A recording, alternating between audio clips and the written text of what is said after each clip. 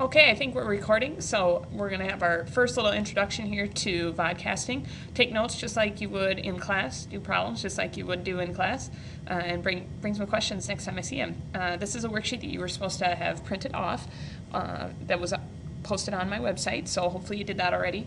You'll notice that there's a couple words missing there in the directions, but we'll get that figured out. This is called an accumulation function, as you can see from the title there, and so we're going to be accumulating area today. And it starts out by saying consider f, and f goes from a to x, a definite integral from a to x, and it says 1.5 dt, and you can see that 1.5, that is, if I can find my mouse, anybody see it? There we go. And you can see that 1.5 is the line here that's graphed. So you can see that, I guess. The function f measures the signed area under the graph of y equal to 1.5 from a to x. And then the piece that's missing there, it says, recall that if x is less than a, the value of f will be negative. We'll consider several such functions using a different lower limit of integration each time. So with that, I wonder if I can, oh, I can scroll a little bit. I didn't want to quite go that far though. Alright, so we got some tables here that we're going to go ahead and fill in.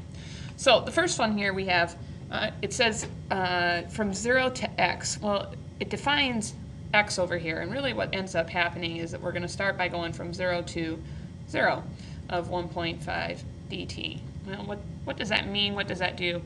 What type of area is accumulated? If I start here at 0 and go till 0, how much area has accumulated under the curve? Kind of ponder that, visualize that for a moment.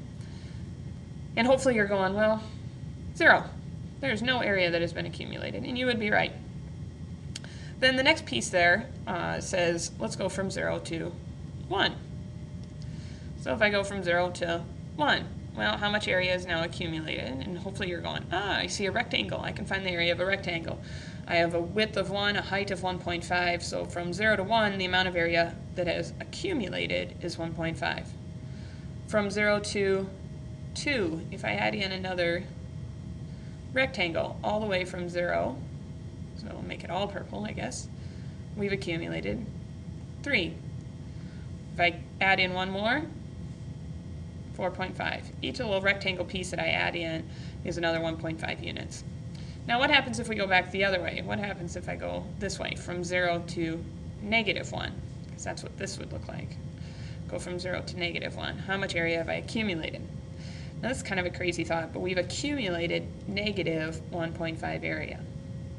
To -2, add in one more rectangle, we've accumulated -3, and to -3, we've accumulated -4.5. So with that, I'll give you a moment to fill in those other two tables, thinking about now starting at 1 and going to x. So the first blank there, we're going to go to 0. So think about, what does that do or look like or mean in terms of accumulating? If I start here at 1 and I go back, how much area have I accumulated? And hopefully you're saying, well, I've accumulated a negative 1.5 is going to be that first box to fill in. So go ahead and hit pause and allow yourself time to fill in those two tables. When you're ready to go, hit play again and we'll keep rocking. So you're back, and the next thing down at the bottom, it says graph the 3 functions, graph those 3 tables. And so we are going to plot those points. I'll use red here to get this first table on here. The point 0, 0, we're going to put a dot. The point 1, 1.5, put a dot. 2, 3, and 3, 4.5. And then do the same thing going the other way, -1, -1.5, -2, -3, and -3, -4.5. Now hopefully you can kind of look at that and say, oh, it kind of looks like a line. Try to draw that through there. Looks something like that. Give yourself a moment to plot those other 2 points. Again, go ahead and hit pause and plot those other 2 tables. Well, now that you got those other two tables plotted and graphed, what do you see going on there? Hopefully you see 3 parallel lines. Now, for lines to be parallel, what has to be in common? Their slope. What is their slope? 1.5. Where'd that 1.5 come from? Over and over, right? The thing that was different on each of them was the y-intercept value. And so that y-intercept value, that plus c, that one thing that's different each time, that's going to come back to get us the next time I see you. We're going to talk about that a little bit. But this idea of accumulating area going from 0 to 0, from 1 to 1.5, or excuse me, from 0 to 0 and 0 to 1, 0 to 2, an accumulating area.